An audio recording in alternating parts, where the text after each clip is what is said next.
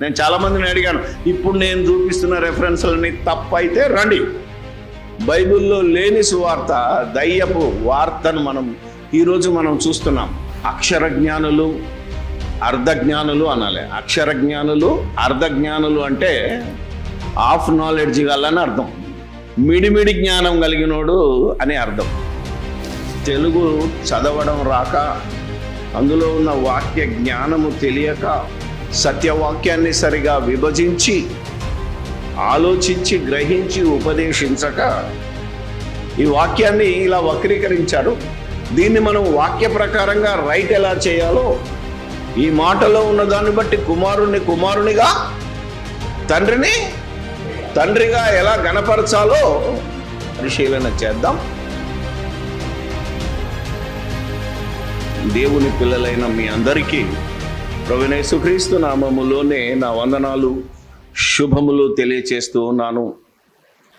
దేవుని సంకల్పంలో, దేవుని ప్రణాళికలో, దేవుని నీతిని, దేవుని రాజ్యాన్ని మనం వెతుకుతూ దేవుడు చూపినటువంటి విశ్వాసమందు స్థిరులై పరలోక ప్రయాణము చేయవలసిన వారమై ఉన్నాం గనుక ఆ దేవుని యొక్క సంకల్పాన్ని, చిత్తాన్ని, దేవుని నీతిని, దేవుని రాజ్యాన్ని వెతకటంలో అతి ప్రాముఖ్యమైన అంశము దేవుణ్ణి మనం ఎలా గణపరచాలి, అలాగే యేసుక్రీస్తు ప్రభువును మనం ఎలా గణపరచాలి. ఇది మన ముందున్నటువంటి అతి ప్రాముఖ్యమైన అంశం. ఎందుకు చెప్తున్నాను అంటే, ఈ రోజుల్లో 80% మందికి దేవునిగా గణపరచడం అంటే తెలియటం లేదు.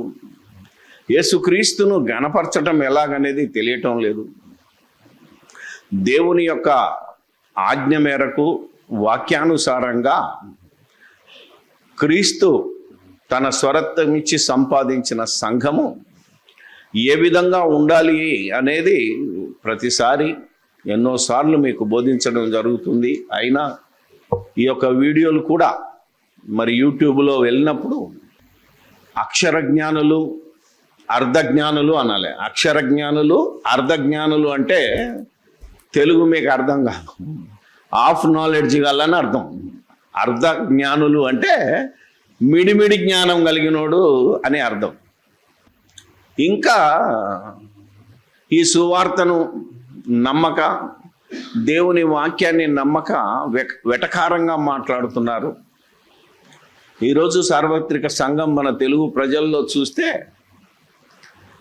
యేసును యేసుగా గణపరచక, యేసును ప్రభువుగా గణపరచలేక, బైబిల్కు విరుద్ధంగా, దేవుని నీతికి విరుద్ధంగా, అపోస్తలుల బోధకు, ప్రవక్తల బోధకు విరుద్ధంగా ప్రకటించిన వాళ్ళే ప్రవక్తలుగా, అపోస్తలులుగా, ఇంకా మాట్లాడితే హతసాక్షులుగా పిలువబడుతూ పొగడబడుతున్నారు. బైబిల్లో ఉన్న సత్యాన్ని దేవుడు, ప్రవక్తలు, యేసుక్రీస్తు, అపోస్తలులు ఏ విధంగా దేవుణ్ణి యేసు ప్రభువును గణపరిచారో, దేవుణ్ణి గణపరిచారో వాక్యానుసారంగా తెలియచేస్తున్నటువంటి నాలాంటి వారు అబద్ధ బోధకులుగా, క్రీస్తు విరోధి ఆత్మగా ఈరోజు ప్రచారం చేయబడుతున్నారు. ఇది ఆనాడు అపోస్తలులకు చేసిందే, యేసుక్రీస్తుకు చేసిందే ఈరోజు క్రైస్తవులు చేస్తున్నారు. ఎందుకంటే దేవుని యందు ఆసక్తి ఉంది, కానీ ఆసక్తి జ్ఞానానుసారమైనది కాక, వాక్యానుసారమైనది కాక, ఆనాటి యూదులు యేసుక్రీస్తును తన స్వనీతితో ఏ విధంగా వ్యతిరేకించారో, దేవుని నీతికి లోబడక, ఈరోజు కూడా క్రైస్తవులు దేవుని నీతికి లోబడక తమ సొంత నీతి లేదా సాతాను నీతితో ఈరోజు భయంకరంగా క్రీస్తు విరోధులుగా మారిపోతున్నారు. అందులో కొందరినైనా అగ్నిలోని లాగి రక్షించాలన్న ఆశతో విశ్వాస భ్రష్టత్వంలోనికి వెళుతున్న క్రైస్తవ్యాన్ని విశ్వాసమందు స్థిరులుగా చేయడానికే మరొక కోణంలో ఈ అంశాన్ని మీ వద్దకు తీసుకొచ్చాను. యేసుక్రీస్తు ప్రభువును ఘనపరచడం ఎలా? ఎందుకంటే దేవుని వాక్యాన్ని వక్రీకరించి అపార్థం చేసుకొని మనుషులు పెట్టిన పద్ధతుల్లోనికి వెళ్ళిపోయి ఏ విధంగా వక్రీకరించి అన్యాయమైపోతున్నారో ఒక వచనాన్ని బట్టి ఈరోజు మనం ఆలోచన చేద్దాం. యోహాను గారు రాసిన సువార్త 5వ అధ్యాయము. తెలుగు చదవడం రాక, అందులో ఉన్న వాక్య జ్ఞానము తెలియక, సత్యవాక్యాన్ని సరిగా విభజించి ఆలోచించి గ్రహించి ఉపదేశించక ఏ విధంగా ఈరోజు క్రైస్తవ్యం బోధకులనబడిన వారు క్రీస్తుకు వ్యతిరేకంగా బోధ చేసి గణపరుస్తున్నామని అనుకుంటున్నారో ఈ వాక్యాన్ని బట్టి మీకు అర్థమవుతుంది. యోహాను గారు రాసిన సువార్త 5వ అధ్యాయము 21 నుంచి చదువుదాం. కుమారుని గణపరచని వాడు ఆయన పంపిన తండ్రిని గణపరచడు. చాలు. ఇక్కడ ఎంత క్లియర్గా ఉందంటే ఒకసారి నేను మరొకసారి మీకు చదివి వినిపిస్తాను. ఇక్కడ తండ్రి కుమారుడు విడివిడిగా ఉన్నట్టుగా మనకు కనబడుతుంది. ఏమని రాశారు మరొకసారి చూస్తే, తండ్రి మృతులను ఎలాగూ లేపి బ్రతికించునో అలాగే కుమారుడును తనకిష్టం వచ్చిన వారిని బ్రతికించును. అంటే తండ్రికి కుమారునికి ఉన్న అధికారాన్ని విడివిడిగా చెప్తున్నాడు. తండ్రి ఎవరికి తీర్పు తీర్చడు గాని తండ్రిని గణపరచినట్లుగా అందరూ కుమారుని గణపరచవాలని. చాలు. తండ్రిని గణపరచినట్లుగా అందరూ కుమారుని గణపరచాలి. ఇప్పుడు దీన్ని విడగొడితే ఎలా ఉంటుంది? ఈ భ్రష్టులు ఏం చెప్తున్నారు అంటే తండ్రిని గణపరిచినట్టు కుమారుని కూడా తండ్రిగా గణపరచాలి. అది ఇక్కడ వక్రీకరించబడిన సాతాను తంత్రం. తండ్రిని తండ్రిగా గణపరచాలి, కుమారుడిగా గణపరచాలి అనేది వాక్య సారాంశం. దీన్ని అబద్ధికులు ఎలా తిప్పారు? ఎవరిల్లు అనుకుంటున్నారు? త్రిత్వవాదులు. వీళ్ళు ఎప్పుడు పుట్టుకొచ్చారు? 3వ శతాబ్దంలో పుట్టుకొచ్చి బైబిల్లో లేని సువార్త, దయ్యపు వార్తను ఈరోజు మనం చూస్తున్నాం. ఒకప్పుడు ఆయన హెచ్చరించాడు, పౌలు గారు హెచ్చరించారు, ఏది దేవుడు అనబడునో ఏది పూజింపబడునో దాని అంతటిని ఎదిరించుచు వాడు తాను దేవుడనని కనపరుచుకొనుచు దేవుని ఆలయములో కూర్చుండును గనక ఎవడును మిమ్మును మోసపరచనీయకుడి అని తెస్సలోనికలకు రాసిన పత్రిక 2వ అధ్యాయము 2వ తెస్సలోనిక 2వ అధ్యాయం 4వ వచనం ఉంటుంటే సాతాను ఈరోజు తాను దేవుడనని కనపరుచుకొనొచ్చు అన్నాడు. దేవాలయము అంటే సంఘము. ఈ సంఘములో ఎవడు కూర్చున్నాడు అంటే, ఎవడి బోధ ఉన్నది అంటే సాతాను బోధ ఉన్నది. ఎందుకు? దేవుణ్ణి దేవునిగా గణపరచక కుమారుణ్ణే దేవునిగా గణపరుస్తూ వెనకాల వాడు దేవునిగా పూజింపబడుతున్నాడంటే మనం అందరం సైతాను సంబంధములుగా కొట్టుకుపోతున్నారు ఈ క్రైస్తవులు.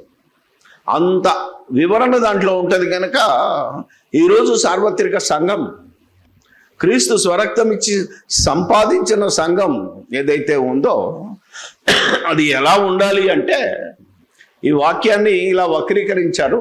దీన్ని మనం వాక్య ప్రకారంగా రైట్ ఎలా చేయాలో, ఈ మాటలో ఉన్న దాన్ని బట్టి కుమారునిగా తండ్రిని తండ్రిగా ఎలా గణపరచాలో దేవుని వాక్య ప్రకారం కొద్దిసేపు మనం పరిశీలన చేద్దాం.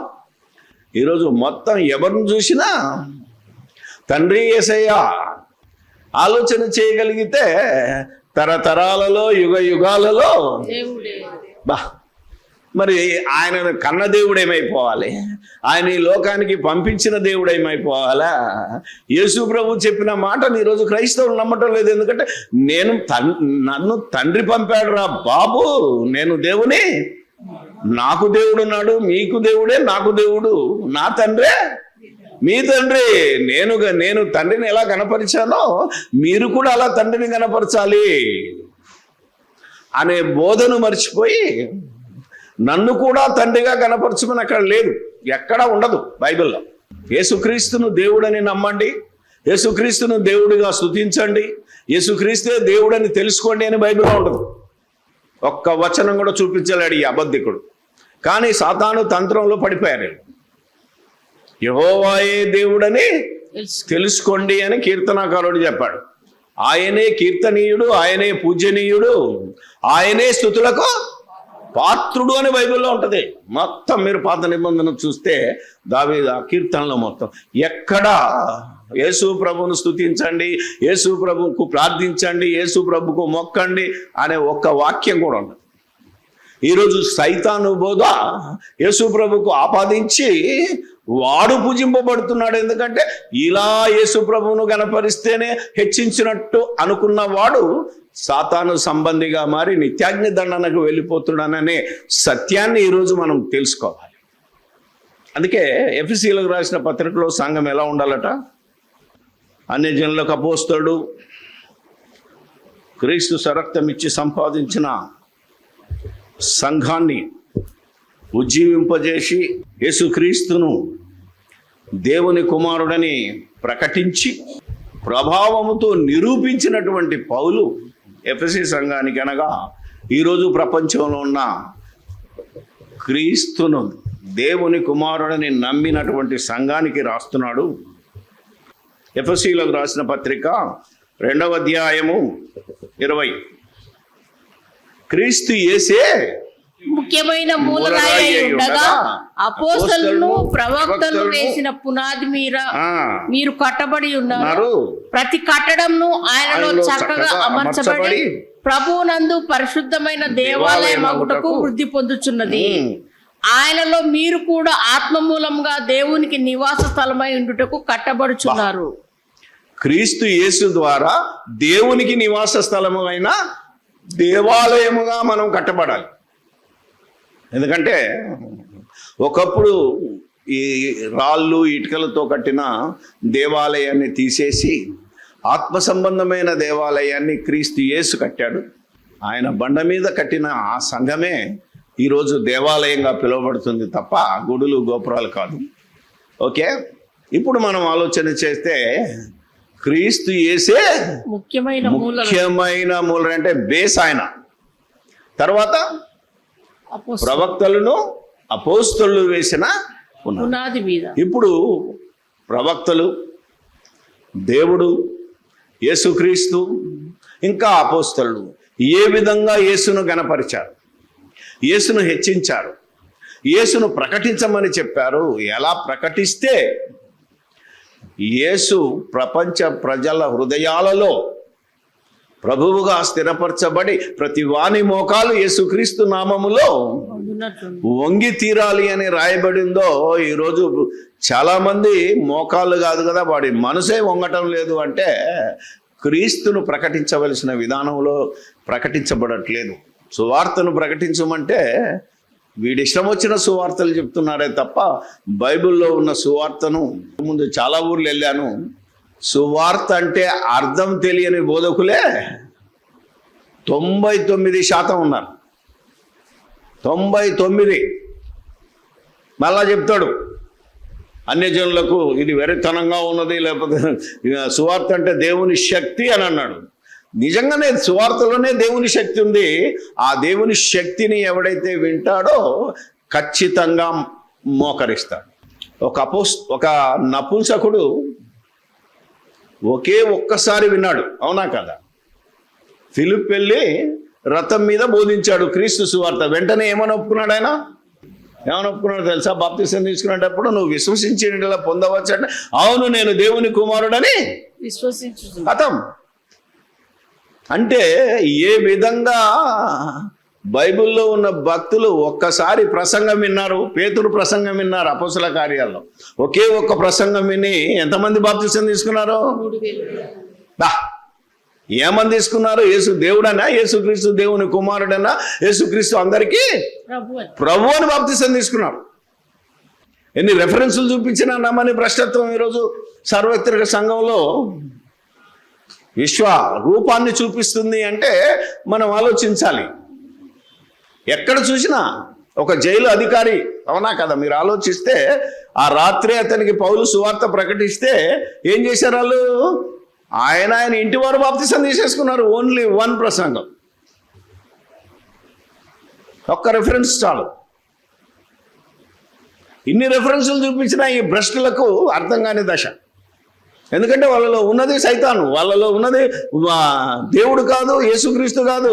సాతాను వారి హృదయాలలో, వారి దేహాలలో వాడు దేవుడిగా కూర్చున్నాడు కనుకనే ఎవడు నమ్మలేకపోతున్నాడు.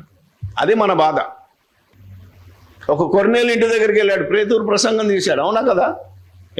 ఎన్నిసార్లు చేశాడు? ఒకటే కదా, ఒకటే రిఫరెన్స్ చెప్పాడు, అంతేనా? మమ్మల్ని ఆయన గురించి ప్రకటన చేయమన్నాడు, మీరు నమ్మితే బాగుంటుందంటే వెంటనే నమ్మారు. ఇలా ఎన్ని రెఫరెన్సులు అంటే దేవుని యొక్క ఆకర్షణలో, దేవుని యందు విశ్వాసము, దేవుని నీతి, దేవుని రాజ్యముని వెతికే వాడికి ఒక్క రెఫరెన్స్ చాలు, ఒక్క ప్రసంగం చాలు. ఆలోచన చేయాలా? ఒకే ఒక్క వచనం, ఒకే ఒక్క ప్రసంగం. నేను కూడా దేవుడు లేడని, అవునా కాదా? దేవుడు ఎక్కడున్నానని హేతువాదిగా, నాస్తికునిగా ఉన్నప్పుడు ఒకే ఒక ప్రసంగం విన్నాను. మానవుడు కారణ జన్ముడా అనే బుక్కునే రాసేసాను. దాన్ని బట్టి ఈ విధంగా మనం దేవునిగా ఎలా కనపరుస్తున్నామో, దేవునిగా మనం కనపరిస్తే మీరు యెహోవా సాక్షులు అంటాడు. అర్థమైంది లేదా? ఈరోజు కూడా సత్యాన్ని ప్రకటించి ప్రశ్నిస్తే, మీ విశ్వాసం తప్పని ప్రశ్నిస్తే, ఈరోజు దేశంలో కూడా ఎలా ఉన్నారు? అవును కదా? ఈరోజు మన దేశంలో జరుగుతున్న, ఒకసారి ఢిల్లీలో జరుగుతున్న దాన్ని చూస్తే ప్రశ్నించేవాడు దేశద్రోహి, న్యాయం కావాలన్నవాడు విదేశీ ఏజెంట్లుగా పిలువబడుతున్నారు. ఈరోజు కూడా మన దగ్గర సంఘంలో కూడా సత్యాన్ని నమ్మండి అంటే మీరు క్రీస్తు విరోధులు, సత్యాన్ని ప్రకటిస్తుంటే మీరు భ్రష్టులు.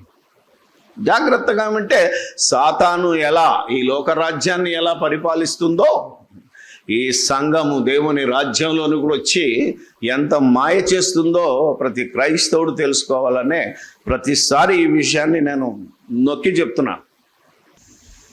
అందుకే ఇప్పుడు ప్రవక్తల దగ్గర నుంచి వెళ్తే 2వ సమూయేలు 7వ అధ్యాయంలో దావీదుకు దేవుడు వాగ్దానం చేశాడు, నీ సంతానంలో ఒకరిని రాజుగా చేస్తాను, అతని సింహాసనం నిత్యము ఉంటుంది. 13వ వచనం నుండి, అతడు నా నామ ఘనత కొరకు ఒక మందిరమును కట్టించును, అతని రాజ్య సింహాసనము నిత్యముగా స్థిరపరచెదను, నేను అతనికి తండ్రి అయ్యుండును, అతడు నా కుమారుడయ్యుండును. అలాగాన 16లో, నీ మట్టుకు నీ సంతానము నీ రాజ్యము నిత్యము స్థిరమగును, నీ సింహాసనము నిత్యము స్థిరపరచబడును అని తనకు కలిగిన దర్శనం అంతటిని బట్టి నా మాటలన్నిటిని చొప్పున ఒక ప్రవక్త చెప్పాను. ప్రవక్త ద్వారా దావీదు కుమారుడు, ఆ దావీదు కుమారుడే దేవాలయాన్ని కడతాడు.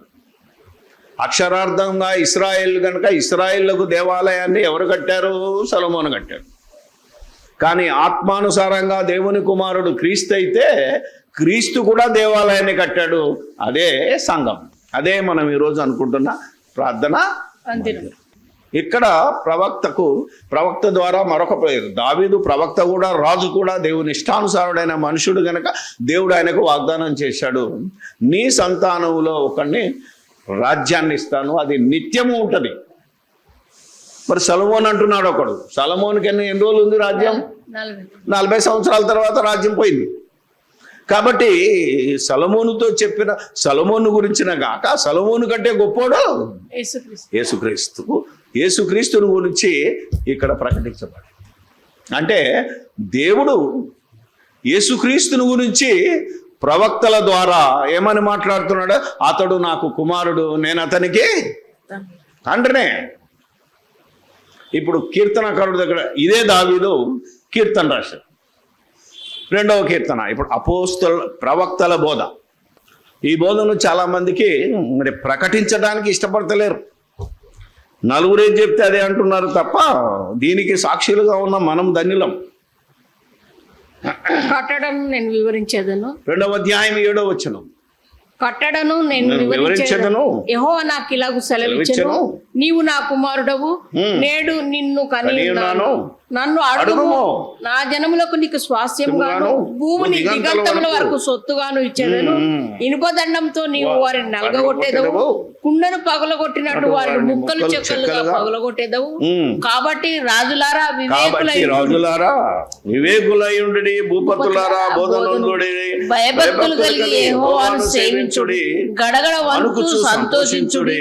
ఆయన కోపము త్వరగా రగులుకొనును, కుమారుని ముద్దు పెట్టుకొనుడి. చూసారా ఏమనుంది? మొదట 7వ వచనం నుండి 6 నుంచి చూసుకున్నా, నేను నా పరిశుద్ధ పర్వతమైన సియోను మీద నా రాజును ఆసీనునిగా చేసి ఉన్నాను. ఇక అధ్యాయం అంతా చదివితే ఎవరితో మాట్లాడుతున్నాడు అంటే దాదాపు 3వ వచనం నుండి 9వ వచనం వరకు దేవుడు దావీదు ద్వారా యేసుక్రీస్తుతో పలుకుతున్నాడు. ఏమని?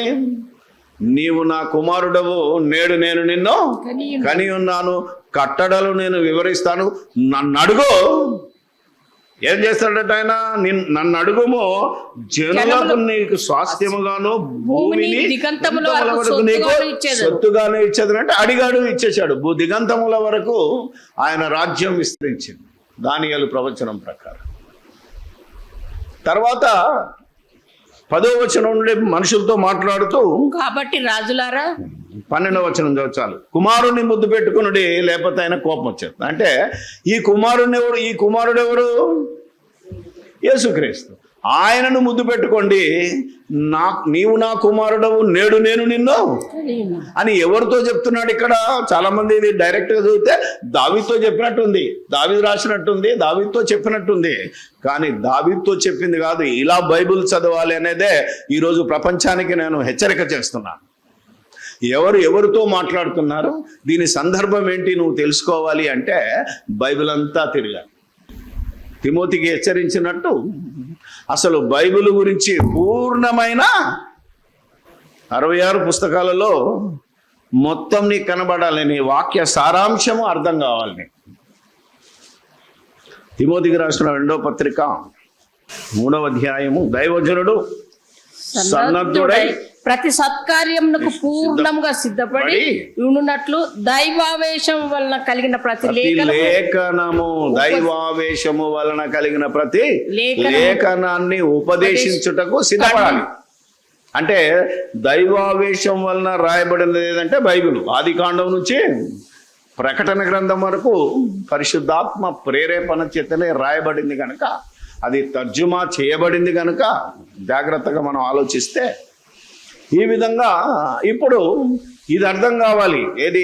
దావీదుతో మాట్లాడా దేవుడు, లేదా దావీదు ద్వారా యేసుక్రీస్తుతో దేవుడు మాట్లాడుతున్నాడా అనేది మీకు అర్థం కావాలంటే హెబ్రీ పత్రిక 5వ అధ్యాయము 5వ వచనం చదివితే ఇది దావీదుతో మాట్లాడింది కాదు, ఇది డైరెక్ట్ గా యేసు ప్రభుతో మాట్లాడాడు. ఎప్పుడు? క్రీస్తుకు పూర్వమే 1000 సంవత్సరాల క్రితమే దావీదు యేసుక్రీస్తుని గురించి ఏమంటున్నాడో దేవుడు అది రాశాడు.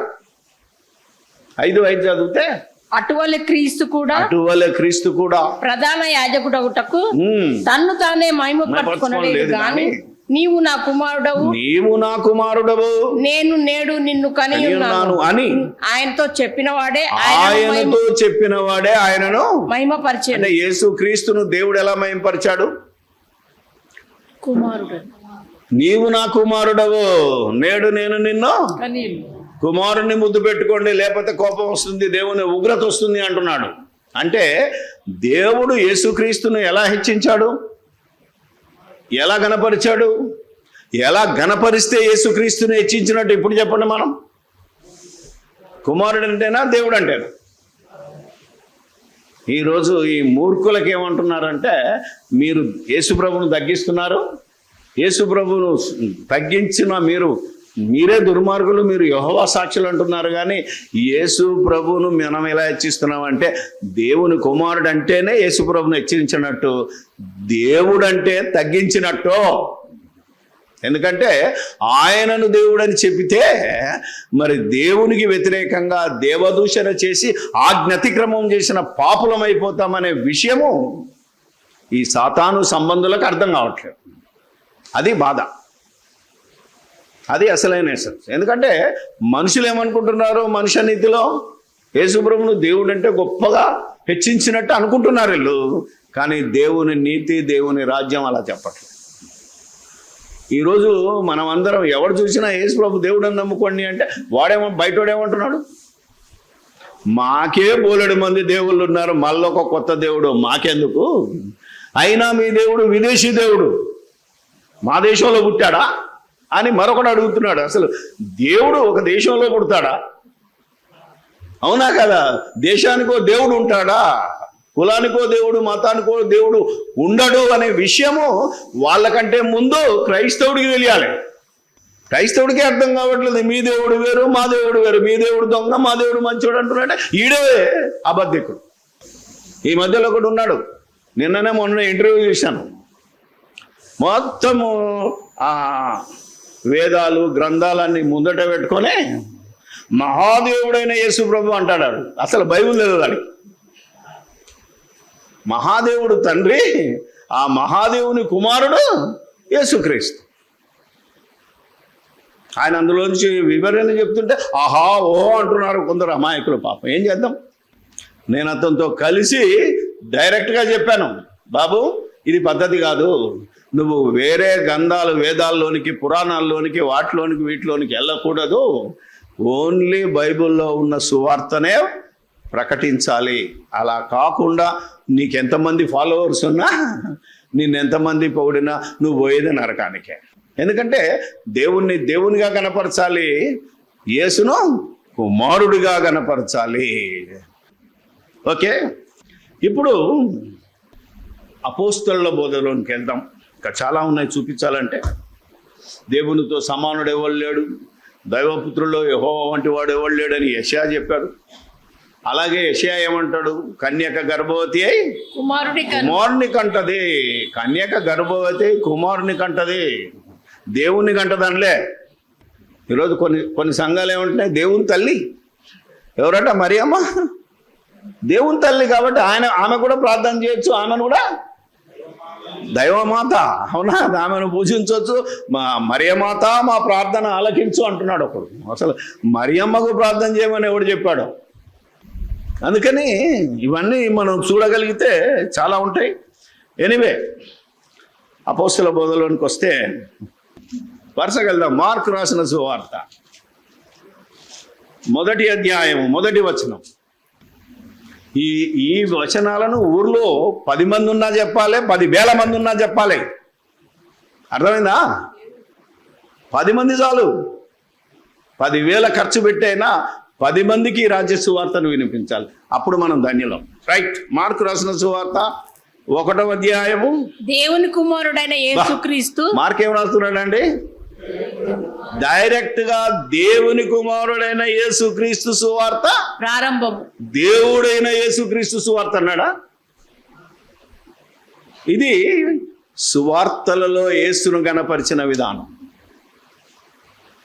9వ అధ్యాయం మార్కు రాసిన సువార్త 9వ అధ్యాయము 7వ వచనం.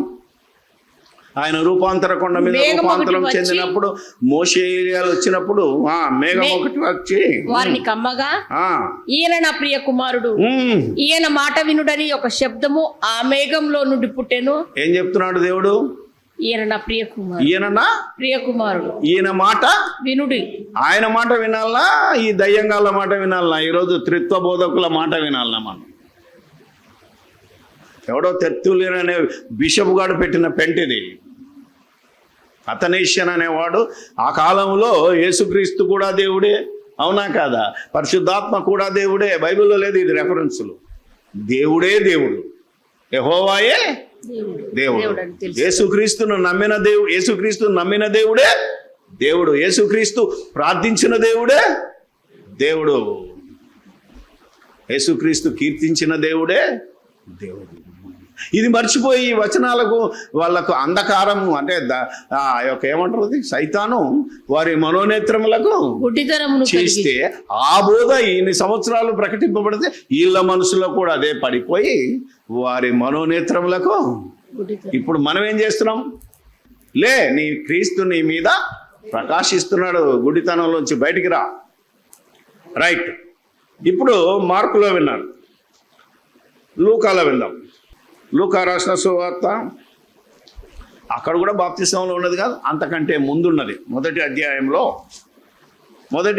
32లో ఏదైతే సొలొమోను ఆయన గొప్పవాడై అది సమూయేలుకు నాతాన్ ఏదైతే తన దర్శనంలో వచ్చింది దేవుడు చెప్పమన్నది ఉందో అదే ఇక్కడ రాయబడింది. ఆయన గొప్పవాడై ఎవరైనా నువ్వు గర్భము ధరించి కుమారుని కని ఆయనకు యేసు అను పేరు పెట్టుదు. ఆయన గొప్పవాడై ఏమన్నాడంటే గర్భము ధరించి కుమారుని కన్నదా దేవుణ్ణే కన్నదా? చూసావా, కుమారుని కన్నది అనేది బైబిల్ బోధ అయితే, దేవుణ్ణి కన్నది మరియమ్మ దైవమాత, దేవునికే తల్లి అనేది మనుషుల బోధ. ఆయన గొప్పవాడై సర్వోన్నతుని కుమారుడు అనబడును. ప్రభు అయిన దేవుడు ఆయన తండ్రి అయిన దావీదు సింహాసనము ఆయనకిచ్చును. ఆయన యాకోబు వంశస్థులను యుగయుగములు ఏలును. ఇది ఎవరు చెప్తున్నారు? గాబ్రియేల్ అనే దేవదూత మరియమ్మకు చెప్పిన మాటలు ఇవి. అంటే యేసుక్రీస్తు ఏమని పిలువబడాలి? దేవుని కుమారుడని పిలువబడాలి, దేవుని కుమారుడని ప్రకటింపబడాలి. ఇది దేవుని నీతి. ఇప్పుడు యోహాను సువార్త ఇన్ని వచనాలు చూపించిన ఈ బ్రష్లు మరి దీని సంగతి ఏంటంటే, అంటే ఇవన్నీ తప్ప? నేను చాలా మందిని అడిగాను, ఇప్పుడు నేను చూపిస్తున్న రెఫరెన్స్లన్నీ తప్ప అయితే రండి. యోహాను గారు రాసిన సువార్త మొదటి అధ్యాయము 32వ వచనం. మరియు యోహాను సాక్ష్యం ఇచ్చుచు, మరియు యోహాను ఎవరి యోహాను? బాప్తిసమిచ్చి యోహాను. సువార్త రాసిన యోహాను కాదు, శిష్యుడైన యోహాను కాదు, బాప్తిసమిచ్చు యోహాను. యేసు కంటే ముందొచ్చి యేసుకు దేవునికి మార్గాన్ని సరళం చేసినటువంటి క్రీస్తుకు సాక్షిగా ఉన్నటువంటి యోహాను గురించి యోహాను చెప్తున్నాడు. ఆత్మ పావురం వలె ఆకాశం నుండి దిగివచ్చిన చూచి తిని ఆ ఆత్మ ఆయన మీద నిలిచెను. నేను ఆయనను ఎరగరైతిని గాని నీళ్ళలో బాప్తిస్మం ఇచ్చుటకు నన్ను పంపినవాడు నీవెవని మీద ఆత్మ దిగివచ్చి నిలుచుట చూతువో ఆయనే పరిశుద్ధాత్మలో బాప్తిస్మం ఇచ్చునని నాతో చెప్పాను. ఈయనే దేవుని కుమారుడని నేను తెలుసుకొని సాక్ష్యం ఇచ్చి తిన్నాను. సరే, యోహాను ఇస్తున్నాడు. ఇంతకు యోహాను ఏమంటున్నాడు? నేను ఆయన ఎరగను అన్నాడంటే, ఆయన గర్భంలో మరియమ్మ గర్భంలోంచి మనిషిగా బయటకు వచ్చినప్పుడు అప్పటి నుంచి ఇప్పటి వరకు యోహానుకు యేసుక్రీస్తు పరిచయం లేదు. ఎప్పుడు పరిచయము తెలుసా మీకు? ఎలిజబెత్ అమ్మ కడుపులో యోహాను ఉన్నప్పుడు, మరియమ్మ కడుపులో యేసు ప్రభు ఉన్నప్పుడు ఒకరినొకరు కలుసుకున్నప్పుడు యోహాను ఏం చేశాడు? గంతులేశాడు. అంత గొప్పదే వాక్యం. నా ప్రభువును చూస్తే నా గర్భంలో ఉన్న పిండము ఎగిరి గంతులు వేస్తుంది అంటది ఎలిజబెత్. అలాంటి తర్వాత ఎప్పుడు కలుసుకోలేదు. ఎందుకంటే ఈ యోహాను ఈ యొక్క ఎవరైనా ఎలిజబెత్ అమ్మ వీళ్ళు పెరిగింది వేరే దగ్గర, యేసు ప్రభు పెరిగింది ఈయన నజరేతులో పెరిగాడు. అవునా కదా? ఈయన ఇక్కడేమో దేవాలయంలో సేవ చేసుకుంటున్నాడు కాబట్టి యెరూషలేం ప్రాంతంలో యోహాను పెరిగాడు. ఇప్పుడు వీళ్ళిద్దరికి గుర్తుపట్టాలంటే ఎలాగా? దేవుడు యోహానుకు ఒక వరం ఇచ్చాడు. ఏమని? నువ్వు బాప్తిసం ఇచ్చేటప్పుడు ఎవరైతే నీ చేత బాప్తిసం పొందుతున్నప్పుడు ఎవడి మీద ఆత్మ నిలుస్తుందో అతడే నా కుమారుడు అని యోహానుకు ఒక వరం ఇచ్చాడు. వీళ్ళందరూ బాప్తిసం పొందాడు. అయ్యగారు వచ్చారు, యేసు ప్రభు వచ్చాడు. వెంటనే పరిశుద్ధాత్మ పావురాకారము వలె, పావురం కాదు అందులో, తెల్ల పావురం కాదు, నల్ల పావురం కాదు, అర్థమైంది లేదు. ఇది వాడు ప్రతి ఒక్కడు చర్చిలో తెల్లపౌరం వేసుకుంటున్నాడు. తెల్లపౌరం ఎవరంటే పరిశుద్ధాత్మ అంటాడు ఒకడు. ఎవడు చెప్పాడు? ఇలా బైబిల్లో లేదు.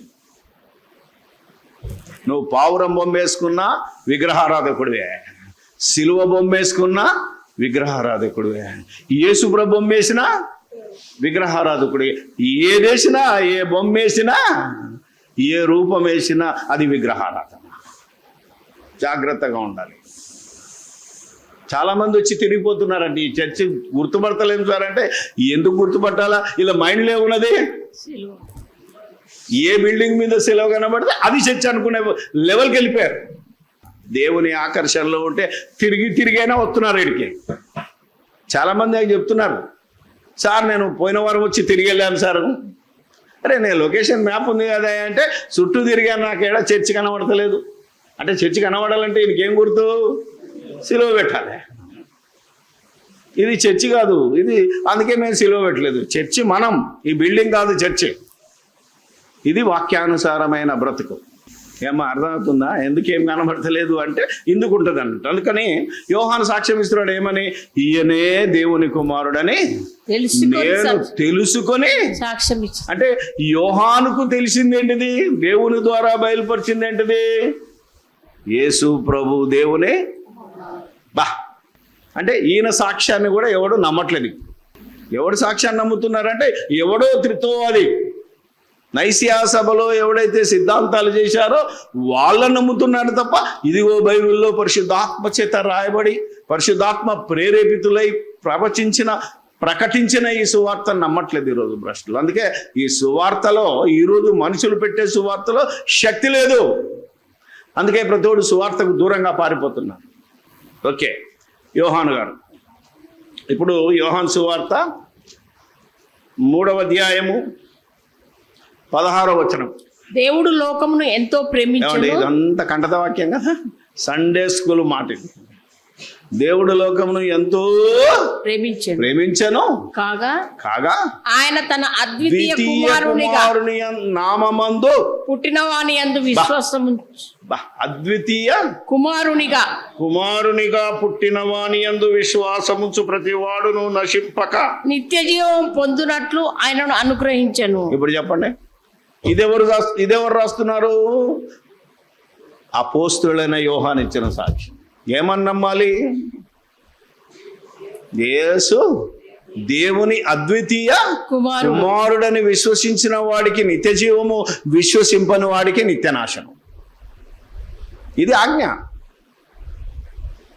ఇంత జాగ్రత్తగా ఉంటే ఈడేమంటాడు? యేసు దేవుడని నమ్మకపోతే వాడు క్రైస్తవుడే కాదంటున్నాడు ఒకడు భ్రష్టుడు.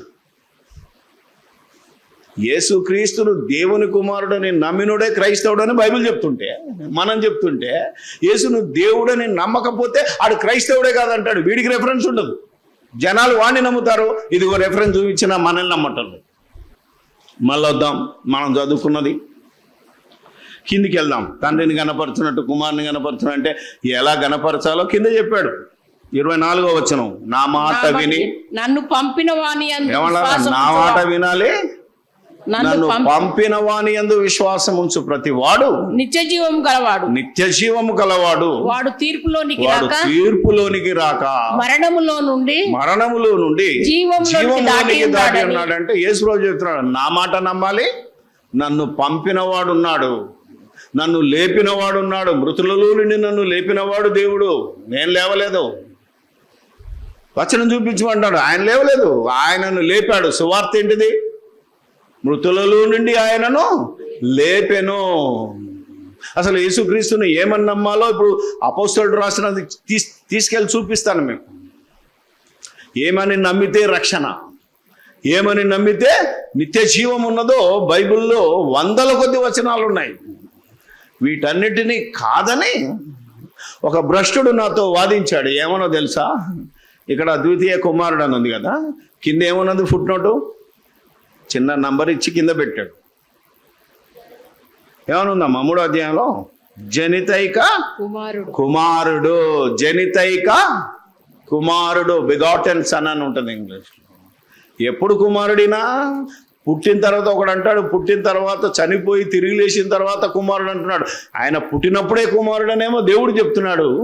ఈ వచనము పుట్టక ముందే దేవుని కుమారుడు. ఆయన మనిషిగా ఈ లోకంలోనికి రాకముందే దేవుని కుమారుడు యేసుక్రీస్తు. ఎందుకంటే నీవు నా కుమారుడవు, నేను నిన్ను కని ఉన్నానని పుట్టక ముందే చెప్పాడు.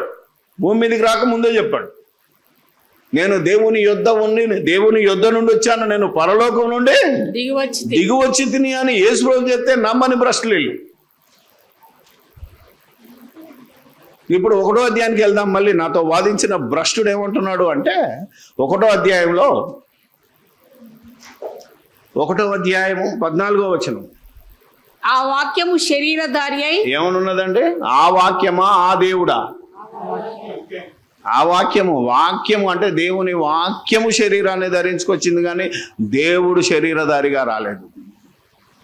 యేసుక్రీస్తు శరీరధారిగా వచ్చాడని నమ్మితేనే నువ్వు దేవుని ఆత్మ కలిగిన వాడివి. అది నమ్మకపోతే నువ్వు క్రీస్తు విరోధివని యోహాను చెప్తున్నాడు. చదవమ్మా. ఆ వాక్యం శరీరధారి అయి కృపా సత్య సంపూర్ణుడుగా మన మధ్య నివసించెను. తండ్రి వలన కలిగిన అద్వితీయ కుమారుని మహిమ వల్లే మనము ఆయనను మహిమను కనుగొంటిమి. అక్కడ కూడా అద్వితీయ కుమారుని అందరూ మరొక ఫుట్ నోట్ ఇచ్చాడు, ఒక నంబర్ ఇచ్చాడు. అక్కడ కూడా ఏమనుంది? జనితైక అంటే జన్మించక ముందే, భూమి మీద జన్మించక ముందే దేవునికి కుమారుడు. అక్కడ ఫుట్ నోట్ ఇస్తే జనితైక కుమారుడు అని ఉంది. ఇప్పుడు 18వ వచనం దగ్గర వీడికి ఒక పెద్ద బలం దొరికిందని నా దగ్గరికి వచ్చాడు. ఎవడును ఎప్పుడైనను దేవుని చూడలేదు, తండ్రి రొమ్ముననున్న అద్వితీయ కుమారుడే ఆయనను బయలుపరిచెను. ఇప్పుడు అద్వితీయ కుమారుడే అన్న దగ్గర మరో ఫుట్ నోట్ ఉంది. అక్కడ కూడా ఏమనుంది? జనితైక అంటే జనితైక కుమారుడని 3 చోట్ల రాయబడి ఉంది. కానీ ఇక్కడ మరొక ఫుట్ నోట్లు మరొక అర్థం ఏంటి అన్నాడంటే అద్వితీయ దేవుడే అని పాఠాంతరము. అంటే తర్జుమాలలో కొన్నిట్లలో అద్వితీయ దేవుడని రాసింది అన్నాడంతే. ఇప్పుడు వీడికి ఏం కావాలి? ఇదిగో దొరికింది. కాబట్టి యేసుక్రీస్తే అద్వితీయ దేవుడు అని నేను ప్రకటిస్తానంటే పో. 3 చోట్ల ఉన్నదాన్ని కన్ఫర్మ్ చేయాలి కదా. ఎక్కడ ఉండాలి? ఒకదాన్ని కన్ఫర్మ్ చేయాలంటే 2 లేక 3 సాక్షులు కావాలి. ఇక్కడ మాత్రం ఉంది కాబట్టి నేను అద్వితీయ దేవుడు అని నమ్ముతాంటే పోతావు నరకానికి అన్నాను. అంతే, ఏం చేయలేము మనం. ఎందుకంటే ఇన్ని సాక్ష్యాధారాలు చూపించిన ఫుట్ నోటు అది పాఠాంతరం, అంటే భాషాంతరంలో రాయబడింది, ఒరిజినల్గా ఉండదు.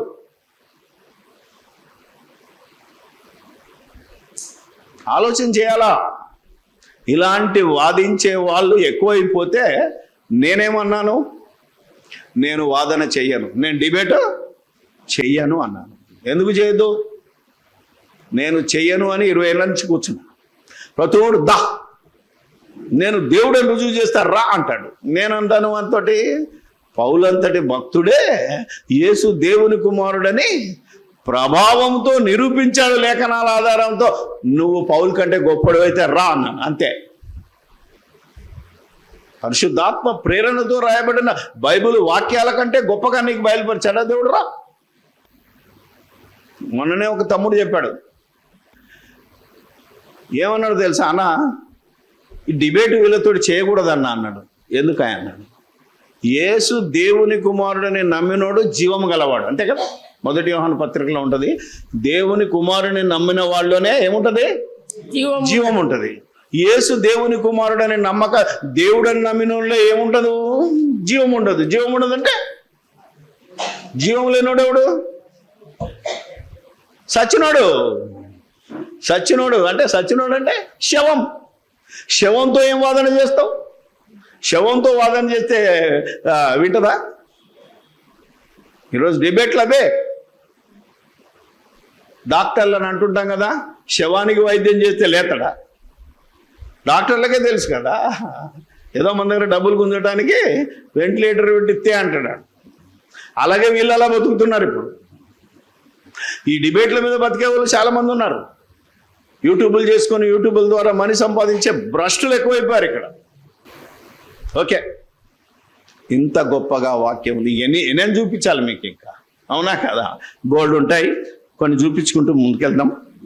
యోహాను సువార్త 10 ఎన్నిసార్లు చెప్పినా మళ్ళీ చెప్తున్నాను. యేసు ప్రభుని ఏమన్నారంటే, నువ్వు మనుషుడవై ఉండి దేవుడు అని చెప్పుకుంటున్నాను అన్నాడు. యేసు ప్రభు ఎప్పుడు నేను దేవుణ్ణి అని చెప్పుకోలేదు. ఆయన చెప్పిందల్లా నేను దేవుని కుమారుడు. దేవుని కుమారుడు అంటే వాళ్ళ రూల్, వాళ్ళ కట్టడలు ఏముంటుంది? దేవుడనే అర్థమట. ఆలోచన చేయాలి మనం. అంటే వారి నీతి ఏంటి? యూదుల నీతి ఏంటి? దేవుని కుమారుడు అంటే దేవుడే అని అపార్థం చేసుకొని యేసు ప్రభును దేవదూషణ చేస్తున్నామని రాళ్లతో కొట్టడానికి వచ్చారు, లాస్ట్ కూడా దేవదూషణ పేరు మీదనే సిలువేశారు ఆయన. కానీ యేసు ప్రభు ఎప్పుడూ దేవదూషణ చేయలేదు. ఆయన నోట ఏ అబద్ధం కానీ, ధర్మశాస్త్రానికి వ్యతిరేకంగా కానీ, దేవునికి వ్యతిరేకంగా కానీ, తనను గురించి దేవుడు రాయించిన వచనాలకు వ్యతిరేకంగా ఎప్పుడూ రాయించలేదు, మాట్లాడలేదు. ఇది అర్థం కాక కొడదామని చెప్తే అప్పుడు ఆయన అన్నాడు, ఒరే నాయన, నేను దేవుని కుమారుడు అని చెప్పాను రా, తండ్రి ప్రతిష్ఠ చేసి ఈ లోకానికి పంపాడంటే నన్ను దేవుడు పంపాడు, దేవుడు రాలేదు, దేవుడే నేను కాదు, నన్ను దేవుడు పంపాడు. ఇది క్రీస్తు సాక్ష్యం. ముందు 17 చూద్దాం. యోహాను సువార్త 17 ఒకటో వచనం. యేసు ఈ మాటలు చెప్పి ఆకాశము వైపు కన్నులెత్తి తండ్రి అని ప్రార్థన. తండ్రి అని ఎక్కడ చూస్తున్నాడు? ఎందుకంటే తండ్రి ఎక్కడ ఉన్నాడు? పరలోకంలో ఉన్నాడు. కుమారుడు ఎక్కడ ఉన్నాడు? ఇప్పుడు ఆయనే తండ్రి అయితే, ఈయనే తండ్రి అయితే మరి అక్కడ ఉన్నాడు ఎవరు? అక్కడెవరు లేకుండా ఉండాలి కదా. దేవుడే యేసుక్రీస్తుగా వచ్చాడు అనుకుంటే, అవతారం ఎత్తాడని ఒకడు, రూపాంతరం చెంది వచ్చాడని ఒకడు, మరి అక్కడెవడున్నాడు? ఆయనే ఈయనైతే. అర్థమైందా? ఏ అబద్ధం ఆడుతున్నాడు? ఏ అబద్ధం ఆడలేదు. కాబట్టి అక్కడ దేవుడు ఉన్నాడు, ఇక్కడ కుమారుడు ఉన్నాడు. ఒక మాట అంటున్నాడు, నీ వాక్యమే సత్యము అన్నాడు. అవునా కదా? సత్యమందు వారిని ప్రతిష్ఠ చేయము. ఎవరు? నువ్వు చేయాలి, నేను కాదు. తండ్రిని అడుగుతున్నాడు, సత్యమందు వారిని ప్రతిష్ఠ చేయము, నీ వాక్యమే సత్యము. ఎవరు చెప్తున్నారు ఈ మాట? యేసు ప్రభు చెప్తున్నాడు. ఈయన ఎలా చెప్పాడు అంటే లేఖనాలలో రాసిందే చెప్తాడు. తెలుసా మీకు? మరొకసారి సమూయేలు గ్రంథం తీసుకుంటే ఇప్పుడు మనం చదువుకున్న దాంట్లో 2వ సమూయేలు 7వ అధ్యాయము. వండర్ఫుల్. ఇక్కడ మీరు నోట్ చేసుకోవాలి, ఎవరు లేఖనాల ద్వారా ఏ లేఖనం ఎప్పుడు మరలా తిరిగి ప్రవచింపబడింది అనేది కనుక గమనిస్తే 28వ వచనం, యెహోవా నా ప్రభువా, మేలు దయచేయుదునని నీవు నీ దాసుడనైన నాకు సెలవిచ్చి ఉన్నావే. నీవు దేవుడవు గనుక నీ మాట సత్యం. నీ మాట చూసావా? దేవుడు నువ్వు గనక. అదే కీర్తనకారుడు మళ్ళీ రాశాడు దావీదు, యెహోవాయే దేవుడని తెలుసుకో. 100వ కీర్తన 3వ వచనం ఉంటుంది, యెహోవాయే సర్వజనులారా యెహోవాయే దేవుడని తెలుసుకో. ఈరోజు భూమి మీద ప్రతి ఒక్కడు దేవుడు. ఇప్పుడు యెహోవాయే కూడా దేవుడు ఒక్కడే. ఆ దేవుడు యేసుక్రీస్తుని ఈ లోకానికి పంపాడు. మనల్ని రక్షించడానికి ఆయన చేత శిలువ యాగం చేయించాడు. ఆయన చనిపోయి సమాధి చేయబడి తిరిగి 3వ దినాన ఆయనను లేపాడు. ఎవరు? దేవుడు లేపాడు. ఇది సువార్త. అందుకే రోమాపత్రికలో ఏముంటుంది? 10వ అధ్యాయం తీయండి. యేసుక్రీస్తును ఏమని విశ్వసించాలి, ఏమని నమ్మాలి, ఏమని నమ్మితే రక్షణ వస్తుంది అంటే రోమాపత్రిక 10వ అధ్యాయం. అదేదనగా యేసు ప్రభువని, యేసు ప్రభువని, దేవుడని కాదు, యేసు ప్రభువని నీ నోటితో ఒప్పుకొని దేవుడు మృతులలో నుండి ఆయనను లేపెను. దేవుడు మృతులలో నుండి యేసుక్రీస్తును లేపెనని నీ హృదయమందు విశ్వసించిన ఎడల నీవు రక్షింపబడతావు. ఇది బైబిల్ బోధ. ఇది పరిశుద్ధాత్మని బోధ. ఈ విధంగా నమ్మాలి. యేసుక్రీస్తును ప్రభు అని. ప్రభు అంటే రాజు, పరిపాలకుడు, మనకు అధిపతి. అవునా కదా? మన న్యాయాధిపతి, జడ్జ్, అన్ని యేసుక్రీస్తును దేవుడు నియమించాడు. అపొస్తలుల కార్యాలు 2వ అధ్యాయము 36వ వచనం, మీరు సిలువ వేసిన ఈ యేసునే దేవుడు ప్రభువుగాను క్రీస్తుగాను నియమించను. దేవుడు తన కుమారుని ఎలా నియమించాడు అంటే ప్రభువుగాను క్రీస్తుగాను నియమించాడు. అంటే అందుకే పౌలు యేసుక్రీస్తుకు వ్యతిరేకంగా పోతున్నప్పుడు, దర్శనం వచ్చినప్పుడు కళ్ళు కనపడకుండా పోతే ప్రార్థన చేస్తే దర్శనంలో కళ్ళు వచ్చినప్పుడు యేసే క్రీస్తు అయి ఉన్నాడు అని ప్రకటించాడు. యేసే క్రీస్తు అన్నాడు. ఇది పౌలు బోధించిన బోధ. ఇది బైబిల్లో వారు చెప్పిన బోధ ప్రకారంగా మనం చేయమని మనకు ఆజ్ఞ ఉంది. చూసారా ఎంత బాగుంటుందో బైబిల్. ఇలా చదివితే ఈ అబద్ధ బోధలన్నీ పటాపంచలు అవుతాయి. ఎవడో చెప్పింది కాదు, అలా చెప్పింది వినండి. విన్న తర్వాత అది బైబిల్లో ఉన్నదా, అలా ఉన్నదా లేదా అని చెక్ చేసుకోమని ఇన్నిసార్లు చెప్పాడు దేవుడు. అందుకనే ఇక మనం సమయం దాటిపోతుంది కనుక ఎన్ని రెఫరెన్సులు చూపించినా నమ్మనివాడు నమ్మకుండా పోయినా మనకు తెలియదు. ఎందుకంటే చెప్పడం మన బాధ్యత. ఎందుకంటే సర్వలోకానికి వెళ్ళి సర్వ సృష్టికే సువార్త. ఈ యేసును దేవుడు లేపని, యేసు ప్రభువు, యేసు మనకు రక్షకుడు, యేసు దేవుని కుమారుడు అని ప్రకటించమన్నాడు. ప్రకటిస్తున్నాం. నమ్ముట ఒకవేళ వాని వలన అయితే వానికి సాధ్యమవుతుంది. యేసు దేవుని కుమారుడు. నమ్మకపోతే వాడిష్టం, నిత్యాగ్ని దండనకి వెళ్ళిపోతాడు. కాబట్టి చివరగా పేతురు గారు అపోస్తల కార్యాలు 10లో చెప్పినట్టు యేసుక్రీస్తు అందరికీ ప్రభు అని చెప్పినట్టే ప్రకటించాడు ఆ రోజు కొర్నేలు దగ్గరికి వెళ్ళి.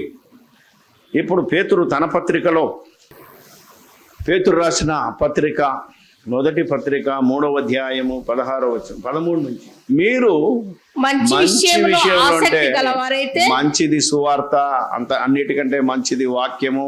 లోకంలో అందరికంటే గొప్పోడు నీతిమంతుడు యేసుక్రీస్తు కనుక యేసుక్రీస్తు విషయమై మీరు ఆసక్తి గలవారైతే మీకు హాని చేయువాడేవాడు.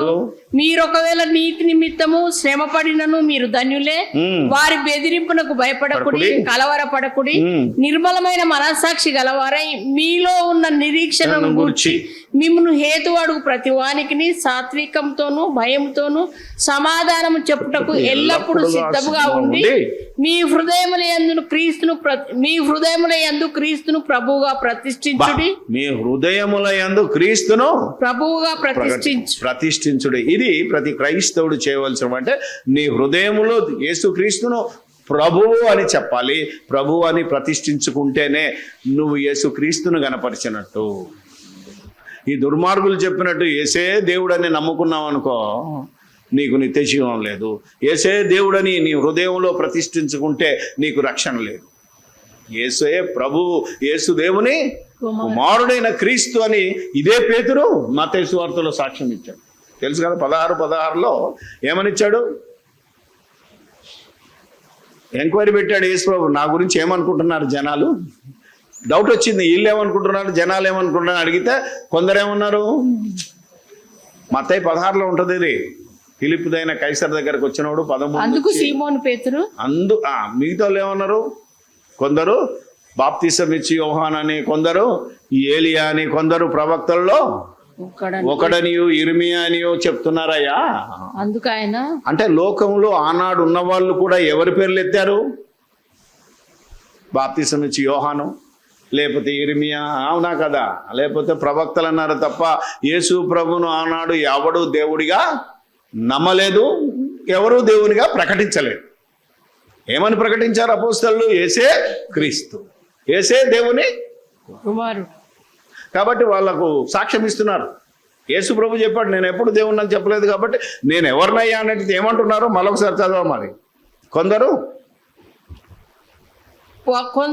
కొందరు బాప్తిసం యోహాను, కొందరు ఏలియా అని, ఇర్మియా అని, లేక ప్రవక్తలలో ఒకడని చెప్పుచున్నారు. ఎందుకంటే ఆ కాలంలో వారికి ఉన్న పర్సెప్షన్ అదే. ఎందుకంటే యేసు ప్రభు కూడా నేను దేవుడిని అని చెప్పలేదు, దేవుడు కూడా ఈయన దేవుడు అని చెప్పలేదు. కాబట్టి ప్రజలు ఏమనుకుంటున్నారు? ప్రవక్తలలో ఒకడు అనుకుంటున్నారు. అయ్యా అయితే మీరేమనుకుంటున్నారు? 12 మందిలో ఒకరు నోరెత్తకపోతే ఈ ఒక్కడికి దేవుడు బయలుపరిచాడు. ఏమని? అందుకు ఆయన మీరైతే నేను ఎవడనని చెప్పుకొంచున్నారని వారిని అడిగాను. అందుకు సీమోను పేతురు, నీవు సజీవుడవగు దేవుని కుమారుడైన క్రీస్తు అని చెప్పాను.